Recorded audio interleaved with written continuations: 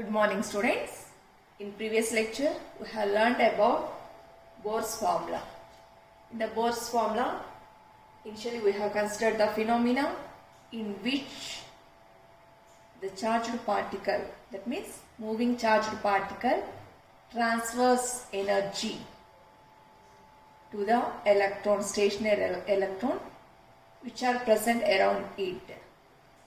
Then from that we have calculated the transfer of momentum from the charged particle to the electron, stationary electron.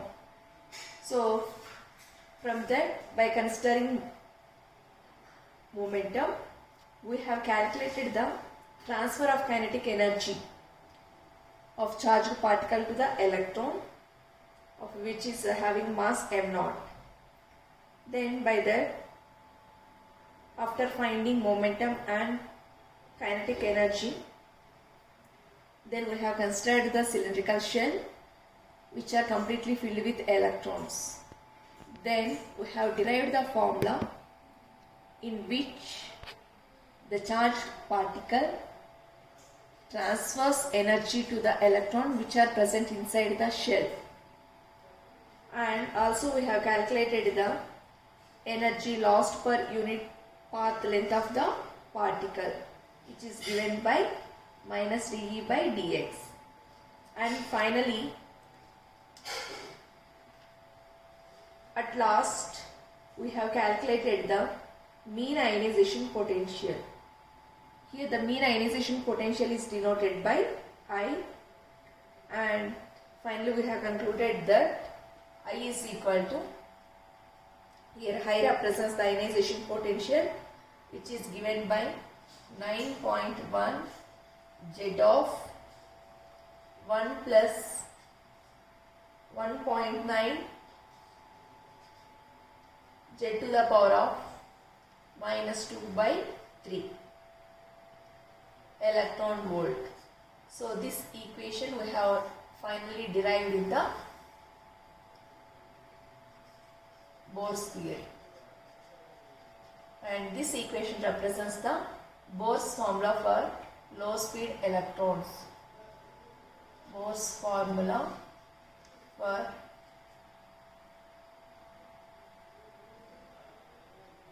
low speed electrons, that means the electrons which are moving with low speed.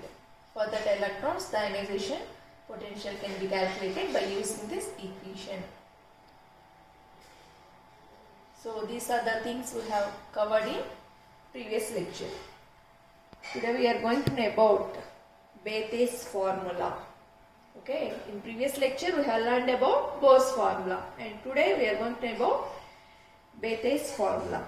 The main difference between Bohr's theory and Bethe's theory is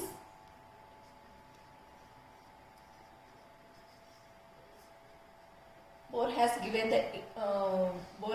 the formula to know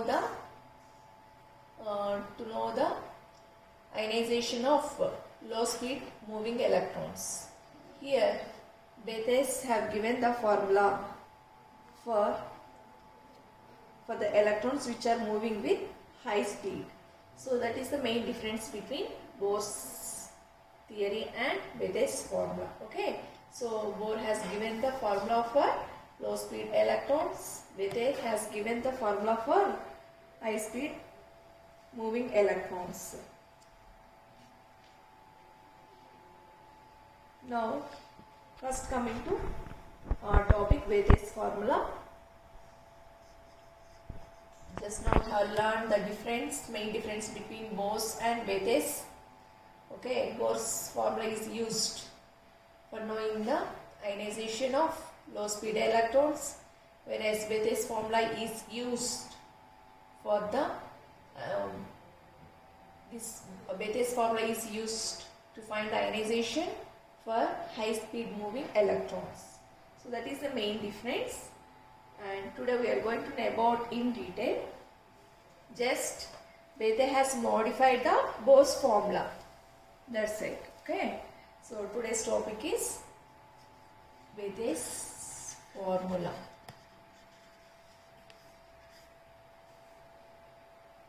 Bethe and his co-workers have modified the Bose formula for the stopping power of slowed down medium.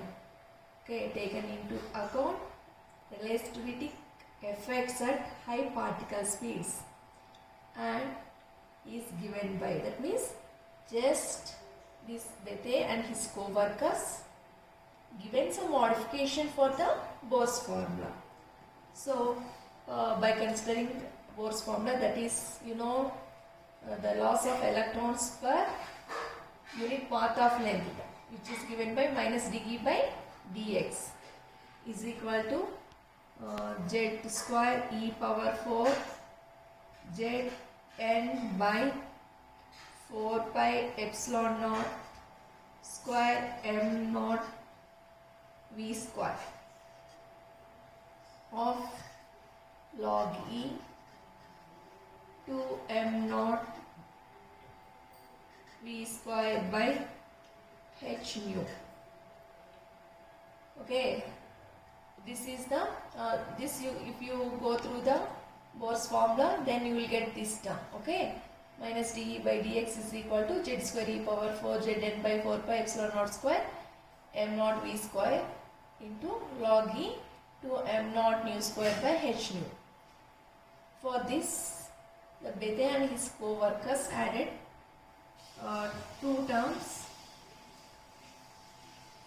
Okay, they have done some modification for the Bethe's formula. The modification is they have added the two terms, that is log e of 1 minus v square by c square minus v square by c square.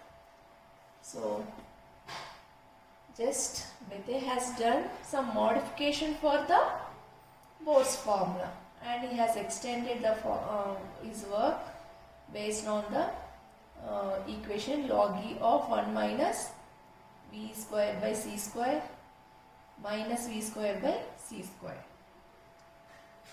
Here c represents the velocity of light. Now here the quantity you are observing, that is minus dE by dx. The quantity minus dE by dx is known as stopping power of slow down medium. Okay. Here minus dE by dx we have considered as the energy loss per unit path length in Bohr's formula, whereas here minus dE by dx, this term Bethe termed as stopping power of slow down medium. Okay, stopping power of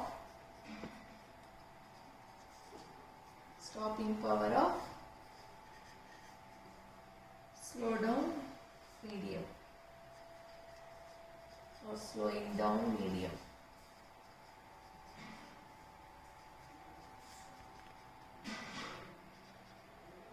We observe, if you consider the plot of Bethe's formula for protons in A,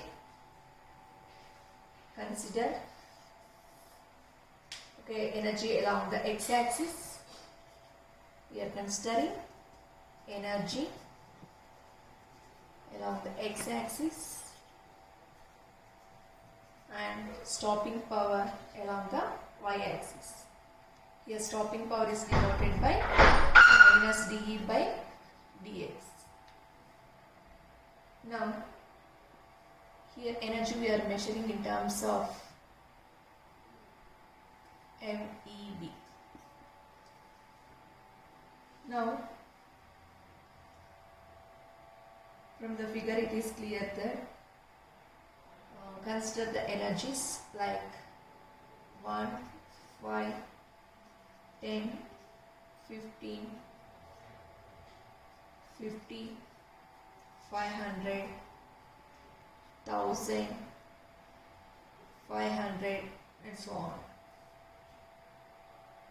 Now from the figure represents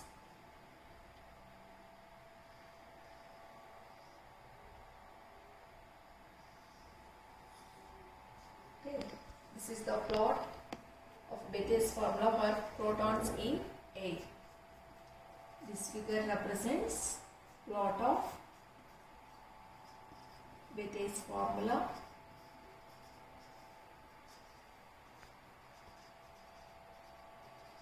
for protons in air. You know that proton is a charged particle. Here they have considered how this proton is transferring charge to the electrons in an atom in air. Now from this figure we are observing there is a broad minimum in the stopping power at higher energies. Okay, see here, at higher energies in the sense like 500, 1000, okay, 5000 and so on. Here you are observing the broad spectrum. Okay, minimum in the stopping power. So the stopping power increases slowly. Again, after reaching certain point, again the stopping power increases slowly. Thereafter, as velocity increases, because here the second term in the sense this one, the second term and third term in the equation becomes important at high enough speeds, because as I have said that Bethe has given the formula for high speed electrons. So these two, the second term and third term in the square brackets become very important for high speed electrons. Now consider this as equation number 1. From equation 1 it is clear that, okay, so the stopping power does not depend upon mass of the particle. Okay, so from this equation 1 the conclusion is the stopping power does not depend upon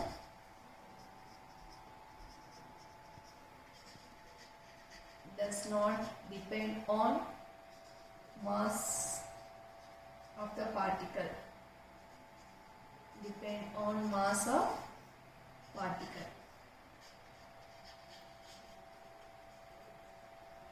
but just it is only a function of velocity and charge. Okay, just it is a function of velocity and charge. Now due to the ineffectiveness of K electrons, Bethe and co-workers described a correction term, that is Ck, and suggested the relation to equation 1 as, okay, they had due to ineffectiveness of K electrons, they had made some correction to the equation 1, and again they have rectified as minus dE by dx is equal to z square e power 4 zn by 4 pi epsilon naught m naught v square into log e to m naught v square by h nu minus log e of 1 minus v square by c square minus v square by c square, and they have added the correction term which is given by Ck by z, and consider this as equation number 2. Similarly, Cl, here we have considered Ck as the correction term. Cl, okay, why we have considered Ck as correction term? Because in order to rectify the ineffectiveness of electrons present in the K shell, they have used this correction term Ck by z. Similarly, in order to rectify the ineffectiveness of L shell, M shell and N shell, correction terms may be used for non-participation of L, M and electrons respectively. Okay, so this is the thing about Bethé's formula. It's very simple. Generally, this Bethe and his co-workers worked on the same work done by the Bohr. Okay, Bohr identified how the charged particle is transferring momentum and kinetic energy to the stationary electron, and he also established the relation how the charged particle is sharing energy to the electrons which are present inside the shell, and finally he has given the ionization potential. Okay, ionization potential of the electron for low speed electron, and it is given by I is equal to 9.1 into Z of 1 plus 1.9 Z to the power of minus 2 by 3 electron volt. And today's topic is Bethé's formula. This Bethe formula is related to Bohr's theory only. Just Bethe and his co-workers have done some corrections to the Bohr's formula, and they has given the equation as minus dE by dx is equal to z square e power 4 zn by 4 pi epsilon naught square m naught v square of log e of 2 m naught v square by h nu minus log e of 1 minus v square by c square minus v square by c square. And they have represented that minus dE by dx is nothing but stopping power of electrons. Here the stopping power does not depend upon mass of the particle. Okay, it depends on charge. Okay, this stopping power depends on charge and velocity. So due to the ineffectiveness possessed by the k electrons, that is non-participation of k electrons, they had made the correction term which is given by minus ck by z, and they added this term to equation 1, and they have represented the whole equation. Similarly, if the L shell electrons or M shell electrons or N shell electrons are not participating, then we have to use the correction terms. And in place of Ck, you can write Cl by Z and Cm by Z and so on, in order to rectify the ineffectiveness of electrons during the motion of electron. So this is about Bethé's formula.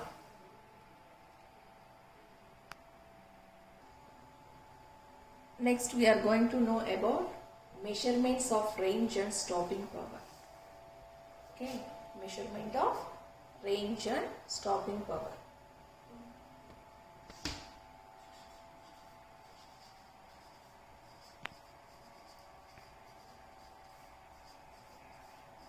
Measurement of range and stopping power.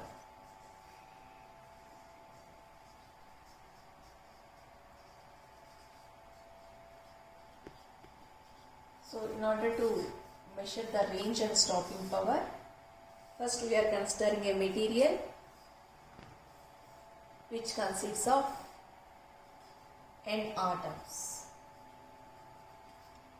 We are going to consider a material,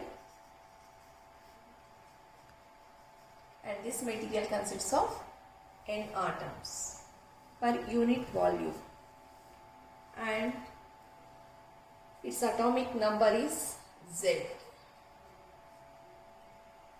Now, so that the larger number of electrons per atom are encountered, and there will be nz 2 pi a dA dx electrons within the shell in the distance dx. Similarly, as we have considered the shell, okay, cylindrical shell, in the Bethé's formula, we have assumed that it is the length and the radius of cylindrical shell, that means from inner part is A, from center to the outer part is denoted by, and this distance is nothing but dA. The overall radius from here to outer layer is A plus dA. Now we have assumed that the unit volume of material or shell consists of electrons like mz 2 pi A dA dx. These many number of electrons are present per unit volume of shell. Okay, these many number of electrons. You know each and every parameter as we have learned in Bohr's theory. Here n represents the number of electrons per unit shell. Z represents the atomic number. Here pi value you know 3.14. Here A represents the radius of radius in the sense it is nothing but distance from the center part of the shell to inner layer. dA, here dA represents from the inner layer to outer layer distance. dx, dx represents the length of the shell. So here we have assumed that there are mz 2 pi A dA dx electrons are present per unit volume of the shell. Now to each of them the heavy particle imparts energy. Okay, you assume the particles are imparting energy to the electrons. The energy loss per unit path length is considered as stopping power and is given by minus dE by dx. All these topics are interrelated to each other more. So here the stopping power is given as minus dE by dx is equal to 4 pi e power 4 z square nz by m v square ln, that means log of 2m v square by h nu.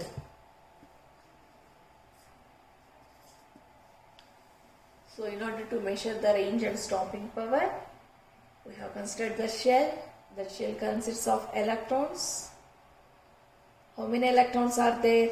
Nz 2 pi A dA dx electrons are present per unit path of the shell.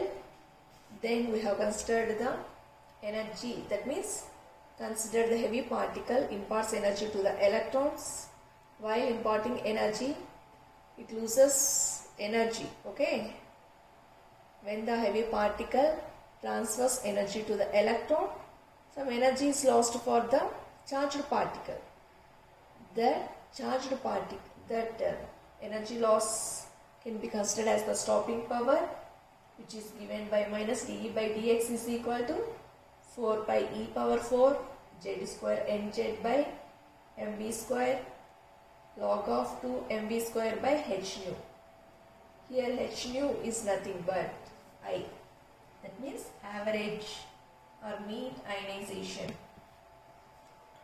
H nu represents IAV. Here IAV represents mean ionization. What do you mean by ionization? The splitting of atom is nothing but ionization. So the energy lost by electron through ionization can also be expressed by equation 1 only. So for heavy charged particles, the concept of mean range can also be useful. So this is defined by average distance as it travels before it loses its entire kinetic energy in the observer. So from the definition, we are going to define a range. From the figure, I will explain what is range. Assume this is the material or observer. So when the particles, okay, assume this is the observer or any material. Assume this material acts as the observer. Assume some amount of radiation falls on the observer. Here radiation is nothing but photons, okay, or any type of charged particles. When they collide with the material, these particles penetrate into the observer up to certain distance. Then after that, due to number of collisions with the particles which are present inside the observer, what will happen? They will lose their energy. After losing their energy, they won't penetrate into the whole observer. So they will come down. Okay, that means their velocity or their observance come to zero. This distance is nothing but range. Different particles possess different ranges depending upon the penetrating power. Okay, I think everybody clear what is range. Okay, in order to explain the parameter range, we have considered the observer or a material. Then we are instanting some energy. So initially the energy is short. They will penetrate into the material. So when it goes on, after traveling some depth of this material, then what will happen? Due to number of interactions with the particles present inside the observer or material, they will lose their energy and comes down. Okay, so from the starting initial point to where the energy loss and come down to the ground state or normal state. So if you measure the distance from initial point and where it has stopped its velocity, this whole distance is nothing but range. This whole distance is nothing but range. Different different charged particles will have different penetration power. So depending upon the type of material and type of the incident particle, consider the range varies from one element to another element and one charged particle to another charged particle. So finally the range is defined as the average distance that the electron or a charged particle travels before it loses its entire kinetic energy in the observer, and it is given by Rm, that means mean range. Here Rm represents the mean range, is given by integral 0 to Rm. Here Rm is nothing but the distance where it has stopped its kinetic energy. So 0 to Rm dx, that is equal to integral, in terms of the energy we are considering, E0 to 0. Okay, initially it has some energy, but when its kinetic energy losses, it comes to 0. So here integral 0 to Rm dx can also be written as integral E0 to 0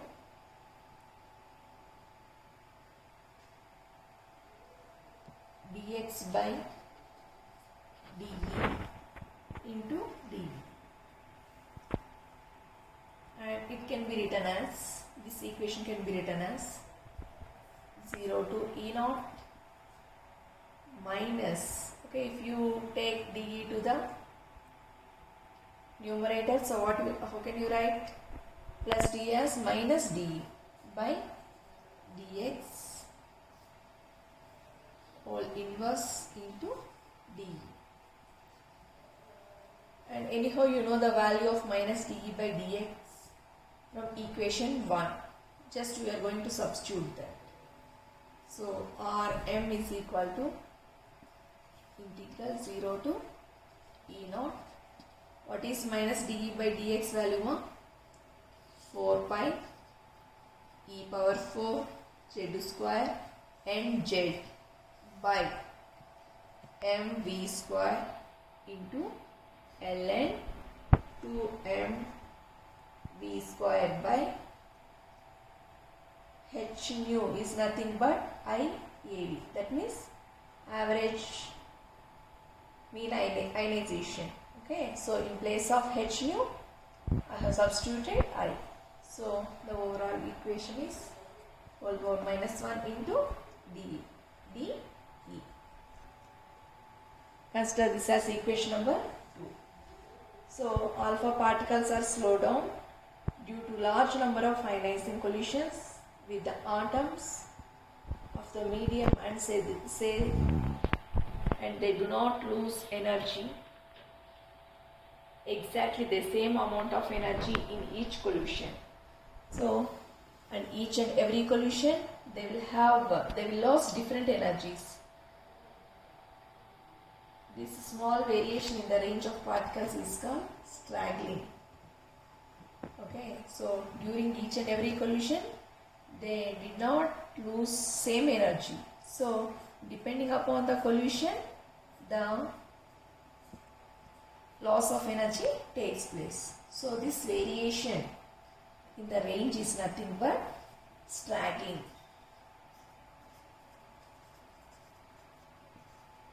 The variation in the range is nothing but straggling. So the range is taken to be mean value of the range of large number of particles. So the range Rm of alpha particles is proportional to the energy of these particles and can be expressed as Rm is equal to 0.00318 e power 3 by 2. So this is the mean range of alpha particles. So the mean range of alpha particles is given by 0.00318 e power 3 by 2. Here Rm is in centimeters and E is the energy of particles in MeV. So this is overall measurement of range and stopping power. What is overall measurement range we have measured for the alpha particles? 0.00318 e power 3 by 2. What do you mean by stopping power? It's nothing but the ability of the particles loses its energy. And what is range? The loss of kinetic energy after penetrating some thickness of the observer. So these are the thing about measurement of range and stopping power. Thank you.